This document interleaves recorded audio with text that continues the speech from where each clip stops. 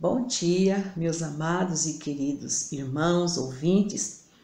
Novamente nós estamos aqui, já estamos praticamente finalizando 2021. Hoje é o primeiro domingo do nosso último mês de 2021. E eu fico pensando que cada dia, cada mês que passa, a volta do Senhor Jesus está cada vez mais próxima. Logo ele virá arrebatar a igreja. E eu creio que vocês e nós aguardamos por esse glorioso dia, que cada vez mais nós possamos estar pensando e estarmos preparados, estarmos prontos, porque diante de tudo que nós vemos, o que está acontecendo, nós percebemos que a volta de Jesus está próxima. Vamos orar. Pai, nós queremos te agradecer por mais esse dia de vida que o Senhor está nos concedendo. Muito obrigado, Deus, porque apesar de todas as dificuldades que nós como pessoas passamos, enfrentamos, nós temos a Tua presença. E obrigado porque a Tua palavra nos ensina que realmente nesse mundo nós teríamos aflições, nós teríamos lutas, tribulações e dificuldades. E nós percebemos que essas coisas têm acontecido em nossas vidas. Mas nós podemos contar com a presença do Senhor, porque a Tua palavra nos diz que o Senhor estaria conosco todos os dias. E nós temos esta certeza de que o Senhor está conosco. Oramos, Senhor, por nós que já conhecemos a Ti como nosso Deus único e verdadeiro, e por talvez pessoas que ainda não Te conhecem como Deus verdadeiro, Jesus Cristo como o único e suficiente Salvador. Quero pedir também que estejas conosco no estudo da Tua Santa Palavra neste momento. Que o Senhor esteja abençoando as nossas vidas para aprendermos um pouco mais da Tua Palavra.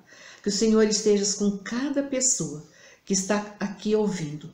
Eu sei que problemas, dificuldades todos nós temos, mas que elas possam ser alcançadas pela Tua graça e pelo Teu poder. Em nome de Jesus nós oramos. Amém. Eu sou a Tereza Braz, vocês já me conhecem, e nós estamos estudando sobre os evangelhos. Estamos já em Lucas, né? E daqui a pouco nós estaremos estudando e continuando o nosso estudo no Evangelho de Lucas, hoje do capítulo 16 em diante. Este capítulo faz parte da sexta sessão de Lucas. A sexta sessão ela vai do capítulo 12, versículo 1, até o capítulo 16, versículo 31, que é o que nós vamos estudar.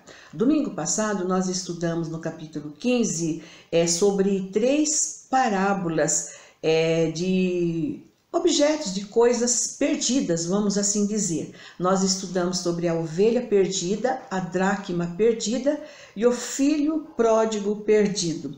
Mas também nós percebemos ali que o próprio Jesus disse para os fariseus, para a multidão, que ele veio buscar e salvar aquele que se havia perdido, que é o tema do Evangelho de Lucas, como nós estamos estudando. Mesmo assim, os fariseus e os escribas, eles continuaram rejeitando Jesus, mesmo Jesus falando que veio para eles também. Eles rejeitaram também, continuaram rejeitando a Jesus. E então aqui no capítulo 16, Jesus praticamente deixa os fariseus, os escribas e passa a ensinar aos seus discípulos. E Jesus aqui, ele vai instruir sobre a administração financeira. E para isso ele conta 2 parábolas aqui nesse capítulo 16. Ele menciona 2 homens ricos. Nós vamos ver mais à frente que Jesus fala muito sobre homem rico, sobre a riqueza. Mas aqui, por exemplo, no versículo 1, vocês podem ler assim, que havia um homem rico que possuía um mordomo. E no verso 19 também, nós vemos que havia um homem rico que se vestia de púrpura, de linho finíssimo e tinha uma vida esplêndida, uma vida maravilhosa. E essas 2 parábolas que nós vamos ver agora a princípio. Então, nos versos de 1 a 13, nós vamos encontrar a parábola do mordomo infiel. Na verdade, aqui não é bem uma parábola que Jesus contou, mas é uma história que ele conta para ensinar os seus discípulos, principalmente com relação à vida futura. O homem rico tinha um mordomo, ou seja, um funcionário para administrar os seus bens. E a esse mordomo ele confiou então todos os seus bens, tudo que ele tinha ele deixou na mão desse seu funcionário, esse mordomo. Mas esse mordomo, conforme nós vemos, ele era um homem infiel ao seu patrão.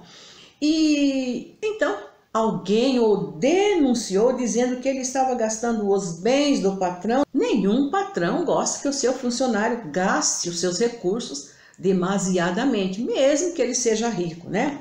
Então o patrão chamou aquele seu funcionário, o mordomo, para prestar contas com ele. Foi constatado, de fato, a infidelidade dele. E então, aquele homem rico, ele demitiu o seu funcionário, aquele mordomo, de sua função, do seu trabalho.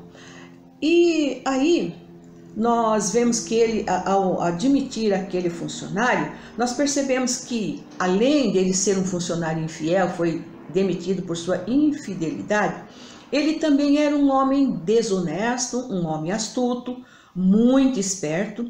Talvez ele já fosse até velho, pois ele, na descrição da parábola, nós percebemos que ele alega que ele não poderia trabalhar em serviço pesado. Nós vamos ver mais à frente.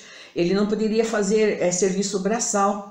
E ele era orgulhoso. E ele tinha vergonha para pedir ajuda ou para mendigar. Talvez ele deveria ter vergonha de roubar, né? Roubar, de enganar o seu patrão, mas não de pedir esmola. As pessoas dizem que é melhor pedir do que roubar. E eu também concordo, mas aquele mordomo infiel, ele preferiu roubar o seu patrão, fazendo várias manobras. Por exemplo, ele reduzia os boletos, as notas promissórias, as faturas daquele patrão, e então assim ele foi roubando aquele patrão. Possivelmente ele estava cumprindo o aviso prévio, e enquanto ele cumpria o aviso prévio, a Bíblia não fala assim, mas a gente pode perceber que foi um tempo que ele teve para ele fazer todo o seu plano. Fez um plano excelente, reduzindo então os valores dos credores do seu patrão pela metade. E assim, ele foi fazendo para que ele pudesse ter amigos, porque ele ia ser dispensado, ele não ia ter mais o seu salário, então ele precisava de contar com a ajuda de amigos. O plano dele, de certa forma, foi perfeito, foi excelente. Vocês podem perceber que o patrão elogiou pelo plano que ele havia feito. Não por ele ser infiel, não por sua esperteza, mas porque ele fez um plano, vamos dizer assim, até perfeito. E aí então, nos versos de 8 a 13, Jesus ele instrui os seus discípulos com relação a esta parábola que nós estamos vendo. Primeiro, Jesus diz que os incrédulos e pecaminosos são mais sábios para proverem seu futuro aqui na terra, nesse mundo, do que os verdadeiros crentes trabalharem e aumentarem os tesouros no céu. Como é difícil nós aumentarmos os tesouros no céu, mas aqui na terra, às vezes, é mais fácil para nós trabalharmos e aumentarmos os nossos tesouros aqui.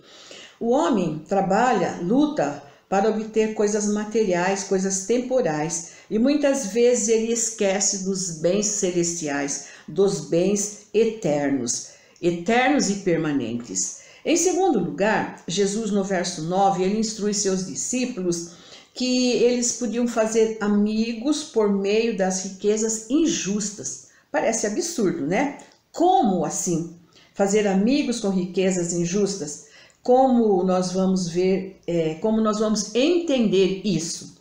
Ao dizer isso, Jesus ele não estava ensinando os seus discípulos que muitas vezes as pessoas ricas, que eles precisavam ser assim. Mas o que Jesus estava querendo ensinar é que às vezes as pessoas ricas, elas não têm onde gastar o seu dinheiro. Então muitas vezes elas criam ONGs para ajudar, para fazer cestas básicas, ou entidades que fazem cestas básicas, outras compram bíblias, folhetos para distribuírem, para investem os seus bens, os seus recursos para ajudar essas necessidades materiais das pessoas. E com isso, vidas podem ser transformadas. Esses recursos podem ser de algum cristão também, ou até mesmo de uma pessoa que não seja cristã, um incrédulo, um pecador. E às vezes ele nem sempre sabe que ele está contribuindo para que uma alma seja salva. Quantas vocês conhecem, talvez, algumas pessoas que têm contribuído para as entidades religiosas. Isso não importa muitas vezes a origem do dinheiro. O mais importante que são as vidas, as almas alcançadas e restauradas.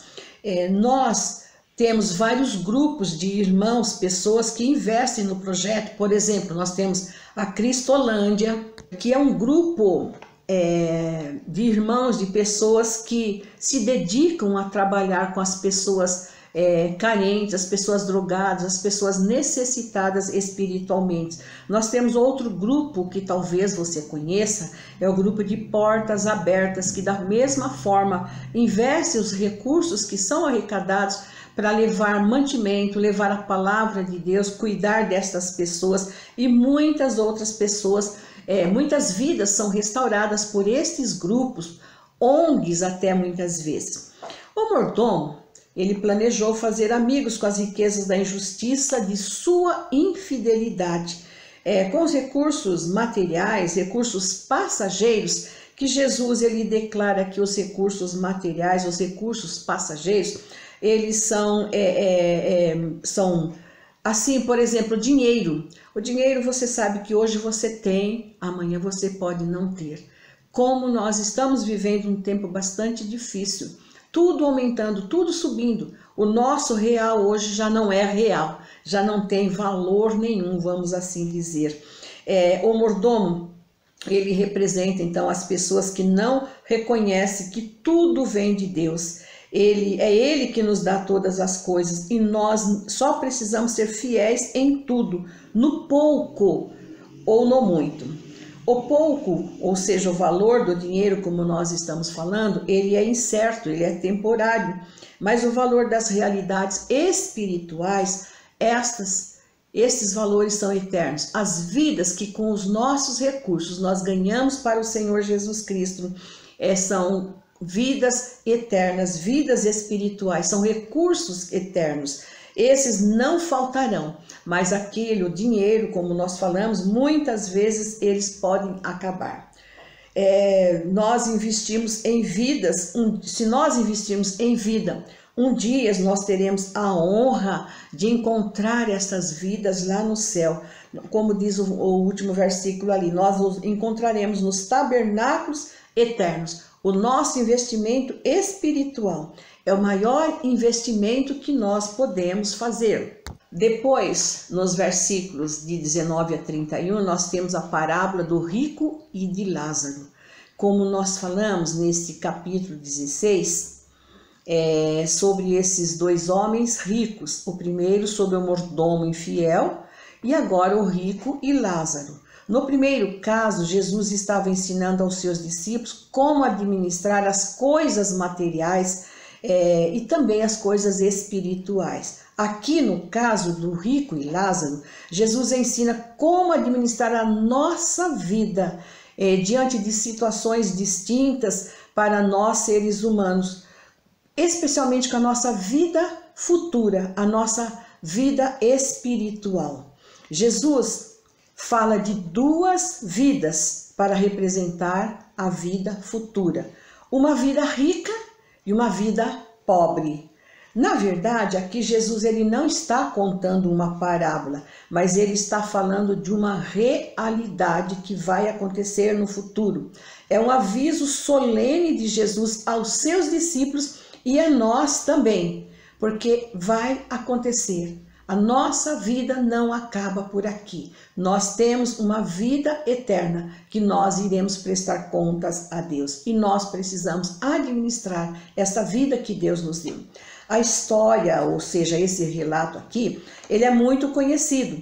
Mas eu quero ver alguma coisa sobre o rico, né? O rico e Lázaro. Então vamos ver quem era o rico. Ele se vestia de púrpura, de linho finíssimo, roupas caríssimas, feitas sob medida, sob encomenda, naquela época já. A púrpura era uma roupa assim usada, utilizada como vestimentas externas, ou seja, assim por fora, né? E enquanto o linho era uma vestimenta interna, o rico, ele tinha uma vida tranquila, uma vida de luxo, uma vida cômoda, uma vida egocêntrica. Sempre a sua mesa era farta, não se preocupava com o que comprar para o dia seguinte, pois tinha fartura do bom e do melhor. Ele vivia para si, ignorava o socorro aos pobres, não tinha nenhuma sensibilidade com aquele pobre Lázaro que estava ali todos os dias, era deixado ali no seu portão, ali diante da sua porta. Vocês podem confirmar isso no versículo 20. E o pobre Lázaro? Como era a sua vida? O nome Lázaro significa Deus é meu socorro. Mas ele era mendigo e estava coberto de chagas, possivelmente enfraquecido pela fome por não se alimentar direito. E também a Bíblia relata que ele era atormentado pelos cães que vinham lamber as suas feridas, as suas chagas. Então nós vemos aqui duas vidas, como nós falamos há pouco, uma rica e uma pobre. Porém, o verso 22 declara que veio a morrer o mendigo e morreu também o rico. Todos os dois morreram. Uma coisa muito certa é que nós sabemos que nós vamos morrer. Seja mais cedo ou mais tarde, o nosso destino, a nossa situação é a morte física. Não sabemos quando, mas nós vamos morrer. Então, essas duas vidas, nós temos duas mortes, mas também dois destinos diferentes. Como nós vemos aqui, o homem precisa aprender a administrar também a sua vida aqui sobre a face da terra. Lázaro morreu e foi levado pelos anjos para o seio de Abraão. A imagem do seio de Abraão significa um lugar de felicidade, um lugar de proximidade. Ou seja, se você ou a pessoa ela é convidada para um banquete, ela pode estar ali no seio das pessoas, num lugar de intimidade ali com as pessoas, sendo hospedada com honra.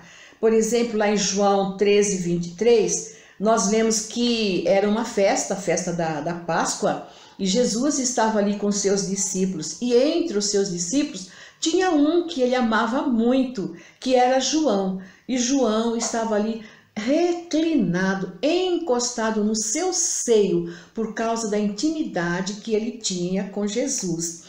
E isso sugere para nós que ali no céu, para onde os crentes em Jesus Cristo vão, ao morrer, é necessário, eles vão para um lugar de intimidade mais próxima com Jesus. Porém, para irmos para o céu, é necessário, enquanto nós estamos com a vida, fazer a escolha do nosso destino. Como eu falei há pouco, duas vidas, duas mortes, dois destinos diferentes. Lázaro morreu, foi para o seio de Abraão. E o rico, ele também morreu, só que ele foi sepultado, ele foi para o Hades, conforme diz o versículo 22. E a palavra Hades, ela está no grego, que em português significa inferno, lugar de tormento, lugar para onde vão os mortos. Corresponde então ao hebraico, que é o Sheol, ou às vezes Seol, você pode encontrar isso na Bíblia. É o lugar das pessoas que não foram salvas por Jesus, não porque Jesus não quisesse salvar, mas por causa da escolha que a pessoa fez. Ela escolheu, ela não administrou bem a vida que Jesus, que Deus deu para ela, e ela escolheu ficar longe de Jesus. Lucas, ele escreve que o rico lá no Hades, ele estava em tormento, e a gente percebe que ele estava consciente. A sua alma não estava dormindo, como nós às vezes ouvimos, que a alma dorme. Não, ele estava bem consciente. Há uma existência consciente além túmulo. Nós podemos ver nos versículos 23 e 24, que está escrito que o rico, ele estava longe do pai Abraão. E aí ele avistou Lázaro ali no seio do pai Abraão. E então ele clamou ao pai Abraão que tivesse misericórdia dele, porque ele estava muito distante do pai. E quando nós não temos Jesus na nossa vida, nós ficamos distante de Jesus, porque os nossos pecados nos afastam de Jesus, nos separam de Deus. Mas ali naquele momento já era muito tarde para aquele rico. Como eu falei, a escolha deve ser feita enquanto nós temos vida, nós temos o fôlego da vida. Então, o que nós podemos aprender dessa história do rico e de Lázaro? Que Deus, ele nos dá um tempo, seja 20, 30, 50, 100 anos, não sei quanto tempo, para nós fazermos a nossa escolha espiritual. Tanto o rico como o Lázaro, eles viveram aqui. E nós pudemos pensar que eles tiveram a oportunidade de fazer a sua escolha. E então nós aprendemos com essa parábola que as nossas escolhas aqui, as escolhas que nós fazemos nesta vida, elas determinam o nosso destino eterno. Eu já ouvi alguém falar assim, que Deus não manda ninguém para o inferno. De fato, ele não manda ninguém para o inferno. Infelizmente, é o homem que escolhe o seu destino, ou o céu ou o inferno. Se nós escolhermos a Deus, se nós ouvirmos a sua palavra e vivermos de acordo com o que ela nos ensina, se crermos em Jesus, reconhecendo nele como nosso único e suficiente Salvador, com certeza, ao morrermos, o nosso corpo físico vai para a sepultura, mas a nossa alma estará segura com Cristo no céu. Mas se nós não dermos crédito à palavra de Deus, não dermos créditos a Jesus, não o recebermos como nosso Salvador enquanto nós estamos aqui nesta vida, ao morrer, o nosso corpo físico vai para a sepultura, mas a nossa alma vai para o Hades, como nós falamos, o lugar de sofrimento, o lugar de remorso. É uma mensagem pesada, é uma palavra dura, mas é a realidade que nós precisamos aprender e colocar em prática. Eu fico imaginando o remorso daquele rico. Ele fez vários pedidos ali para o pai Abraão, mas já era tarde demais. Só lembrando que aquele rico, ele foi para o Hades, não por ele foi ali para o Hades, não por ele ser rico, mas porque ele não fez a escolha certa. E Abraão foi para o seio de Abraão porque ele fez a escolha certa, não por ser pobre, mas porque ele escolheu a Jesus. E aí a Bíblia diz assim que aquele rico, ele gastou a sua vida de luxo aqui na terra, os seus bens aqui na terra, ele gastou antecipadamente. Quanto ao pobre Lázaro, ele foi para o seio de Abraão, ele esteve ali no seio de Abraão, esteve junto com Deus, porque ele escolheu viver a vida dele desde aqui da terra, na presença de Deus. Lucas encerra esse capítulo 16 com um aviso solene a todos nós. Quem ouvir, o que é ouvir a palavra de Deus? Ouçam Moisés e os profetas. Moisés é a palavra de Deus. Os profetas são aqueles que pregam a palavra de Deus. Nós devemos dar atenção aos ensinos contidos na Bíblia e aquilo que está sendo pregado, podemos confrontar com a palavra de Deus. Por isso é importante nós lermos a Bíblia, estarmos afiados na palavra de Deus para que possamos viver de acordo com o que a palavra de Deus nos ensina. Vamos ouvir a palavra de Deus, tá bom? Depois nós temos a 7ª sessão do Evangelho de Lucas, que vai do capítulo 17 até o capítulo 19, versículo 27. E nestes capítulos nós vemos a instrução do Filho do Homem para os seus discípulos. Jesus continua ensinando os seus discípulos. Nesses capítulos, Jesus ele ensina então aos seus discípulos. Ele começa falando sobre o perigo de tropeçar, ou seja, causar escândalo, seja de qualquer natureza. Ele fala também de ofender a um irmão, a necessidade do perdão completo. Nós já vimos essa história lá em Mateus, então nós vamos passar assim mais adiante, tá bom? Jesus também instrui seus discípulos ali sobre a fé. E ele passa a realizar várias curas, ele conta várias parábolas.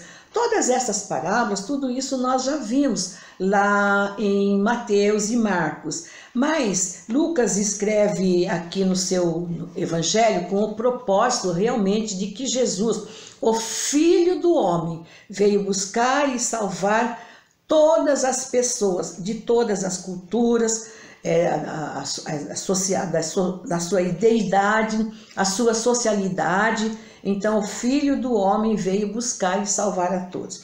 Mas nós temos, por exemplo, no capítulo 17, de 11 a 19, que não está registrado nem em Mateus e nem em Marcos, a cura de 10 leprosos, que eu quero compartilhar com vocês. Mais uma vez, aqui, Lucas, ele mostra a universalidade do Evangelho.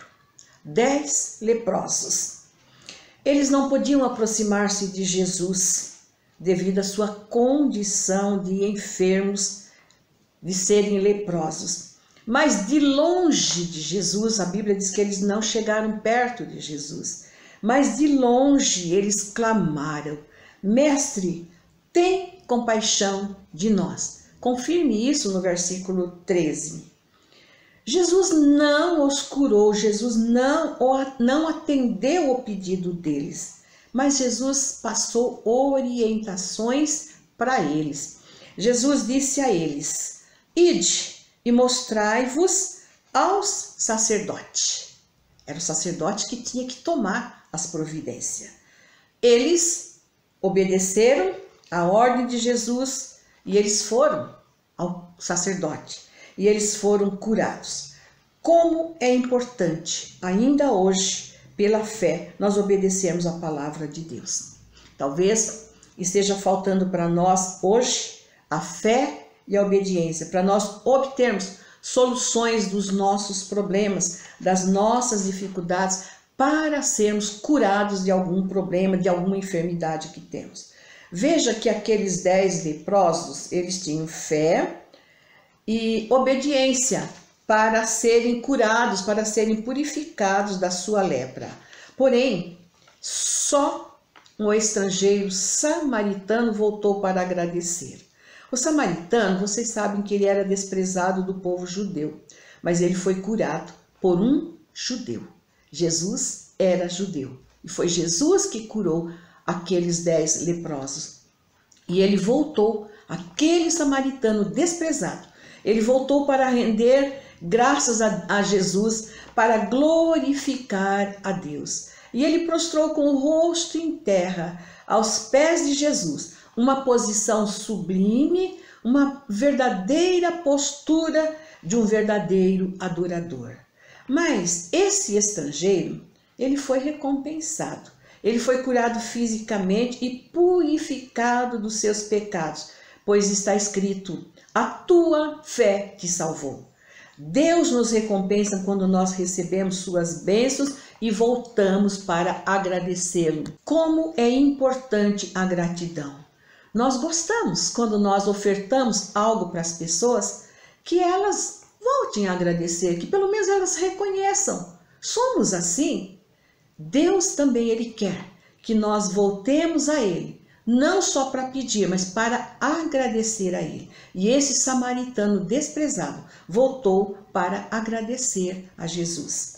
Como falamos, Lucas ele apresenta Jesus como Filho do Homem. E se você tiver oportunidade, depois de ler no capítulo 17, especialmente nos versículos de 20 a 30 que nós estamos falando, quantas vezes nós vamos encontrar a expressão Filho do Homem ou nos dias do Filho do Homem? Os discípulos eles iriam sentir saudades de Jesus, porque Jesus estava ali presente com eles, Jesus estava ali ensinando, doutrinando a eles, mas Jesus ia embora. E eles iam sentir saudade daqueles dias em que o Filho do Homem estava ali presente com eles, quando ele esteve aqui na terra. Então Jesus andou, Jesus esteve presente com os discípulos. Jesus encerra esta parte com uma solene advertência a nós cristãos também, para preservar sua vida física, mas em especial cuidar da alma, da vida espiritual. O mais importante é nós cuidarmos da nossa vida espiritual. Aí no capítulo 18, de 1 a 8, nós temos uma outra parábola que é do juiz iníquo. E de 9 a 14 nós vamos ver a parábola do fariseu e o publicano, que também só Lucas escreve estas parábolas. Na primeira, a do juiz iníquo, nós vemos a parábola da viúva, de uma mulher viúva, e Jesus nos ensina o dever de orar sempre sem desfalecer. Esse texto nos ensina também que entre o período da primeira vinda de Cristo e até a sua segunda vinda, nós, como igreja, como cristãos, precisamos orar. Parece que a igreja, nesse período longo, tem assim, se esquecido da oração.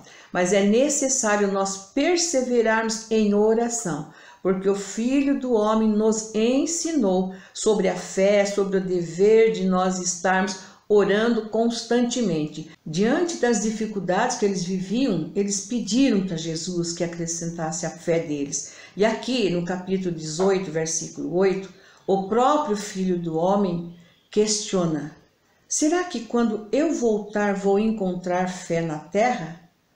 Será que a fé que eu vou encontrar será uma fé persistente, de uma mulher de oração como esta viúva? Uma viúva persistente em oração.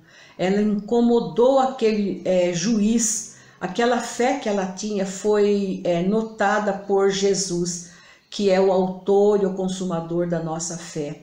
E muitas vezes nós nos esquecemos disso, que Ele é o autor, Ele é o preservador da nossa fé e que precisamos ir a Ele para reabastecer a nossa fé em oração, como os discípulos fizeram, acrescenta-nos a fé. E então, a todo momento, nós precisamos buscar ao nosso Deus. Pelo que nós lemos na Bíblia, sempre haverá um remanescente, que nós possamos fazer parte desse remanescente, nesse tempo em que nós estamos vivendo, de buscar, de clamar ao Senhor permanentemente, como foi aquela viúva que clamou ao Senhor, que pediu ao Senhor, porque nós percebemos que Jesus está voltando e nós precisamos realmente, nós somos esse remanescente do Senhor e nós precisamos estar com a nossa fé firmada nele, procurando sempre estar em comunhão com ele. A outra parábola é a do fariseu e a do publicano, duas classes de pessoas distintas, novamente duas classes de pessoas, nós vamos ver. O fariseu fazia parte de uma classe peculiar, de um povo que simulava estar bem com o Messias, mas nem sempre eles estavam bem com o Messias. Eles representam, ou o fariseu representa a hipocrisia.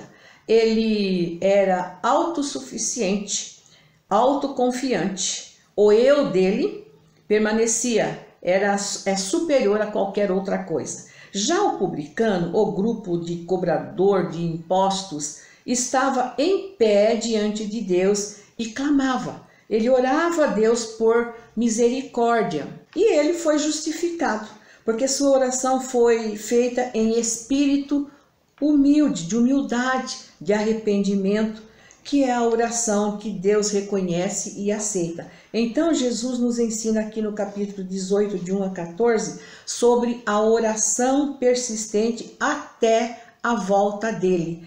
Isso ele ensinou lá no passado, e até ele voltar, nós precisamos permanecer em humildade, em reverência a Deus, orando, seguindo a Jesus, assim como os discípulos. Ele ensinou aos seus discípulos. E ele fala também aqui sobre a humildade de uma criança. Nós precisamos então nos tornar humildes como uma criança e buscar sempre em oração ao nosso Deus. Depois nós temos a história de um jovem rico. É mais uma história de um rico, né, que Lucas conta aqui, e fala sobre a morte, a ressurreição de Jesus. Ele fala também, prediz que o Filho do Homem vai morrer, e em cumprimento às profecias. E temos uma história do cego de Jericó. Nós já estudamos também lá em Mateus e Marcos sobre essa história. Mas eu quero ver com vocês a história de Zaqueu, o publicano, que está no capítulo 19, de 1 a 10. É uma história muito conhecida, mas eu quero lembrar que nesse capítulo 19, versículo 10, nós temos o versículo base, o versículo chave do Evangelho de Lucas, como nós falamos a princípio, porque o Filho do Homem veio buscar e salvar o que se havia perdido. Zaqueu, ele era publicano, mas um dos maiorais dos publicanos, porque ele era chefe dos publicanos. 19, versículo 2. Zaqueu também era rico, outro rico. Nós estamos vendo que Lucas fala muito sobre os ricos. E para os discípulos, para os cristãos, vamos dizer assim, naquela época, era impossível um rico entrar no reino de Deus. Mas para Deus tudo é possível. Zaqueu era de uma pequena estatura, ele era baixinho, e então ele sabia que seria difícil, talvez quase impossível, ele ver a Jesus. Mas nós lemos aqui que Zaqueu ele queria ver a Jesus. Veja o versículo 3. Então, diante das dificuldades dele ser pequeno e tudo mais, ele planejou um meio para ver Jesus e ele executou o seu plano. Ele correu adiante do povo, ele subiu num sicômoro. O sicômoro é uma árvore que normalmente nas ruas antigas, ela era plantada assim nas calçadas, embelezando ali, dando um ambiente diferente para as ruas. E era uma árvore baixa que facilitava que qualquer pessoa subisse nela. Então Zaqueu correu à frente e subiu nesse sicômoro. Jesus estava indo na sua terceira viagem de Jericó para Jerusalém. E quando ele chegou perto da árvore, ele olhou para cima e viu Zaqueu. Então ele ordenou para Zaqueu: desce depressa dessa árvore. E aí o próprio Jesus se convidou a ir à casa de Zaqueu, da casa daquele publicano e rico, para ser hospedado ali naquela casa. Jesus viu a fé de Zaqueu, o trabalho que ele fez, e viu mais além, porque nós não vemos a fé das pessoas, mas Jesus vê. Nós não vemos o impossível, mas Jesus vê. Zaqueu, ele obedeceu quando Jesus ordenou para ele descer ali. Ele recebeu essa ordem do Filho do Homem, então ele desceu com alegria. Houve crítica, como quando Jesus falou com Zaqueu, quando Jesus foi para a casa de Zaqueu, um pecador, e Jesus entrar ali na casa daquele publicano. Jesus veio exatamente para os pecadores, e era mais um pecador, que Jesus então demonstrou uma atenção especial àquela pessoa, vamos dizer, marginalizada. E nós vemos no decorrer desses estudos quantas pessoas pobres, doentes, baixinho, como Zaqueu, Jesus então foi e socorreu. Pois esse é o tema do livro de Lucas. Ele veio buscar o pecador, ele veio salvar o pecador. No verso 8, nós vemos que Zaqueu fez novos propósitos. Ele aceitou o desafio de viver como discípulo do Senhor Jesus Cristo. Espontaneamente ele mudou seu estilo de vida. Agora ele era controlado pelo amor de Deus que foi derramado no seu coração e não mais pela ganância, pela riqueza que ele possuía. Agora ele usaria sua riqueza, seus bens em favor dos pobres, em reparar os seus erros. Talvez ele tivesse enriquecido desonestamente por meio de exploração das pessoas. Foi diferente do rico e Lázaro, como nós vimos. No versículo 19 nós vemos que então veio esta salvação à casa de Zaqueu, porquanto também ele era filho de Abraão. Mas eu quero pensar com vocês que essa expressão veio salvação à casa de Zaqueu, ela não significa que quando uma pessoa da família se converte ao Senhor Jesus Cristo, se torna um cristão, todos os demais, por causa daquela pessoa, também se tornarão cristão ou filho de Deus. Sabemos que a salvação é individual e pessoal. Cada cristão deve clamar pela salvação. Cada cristão deve entregar a sua vida para o Senhor Jesus Cristo.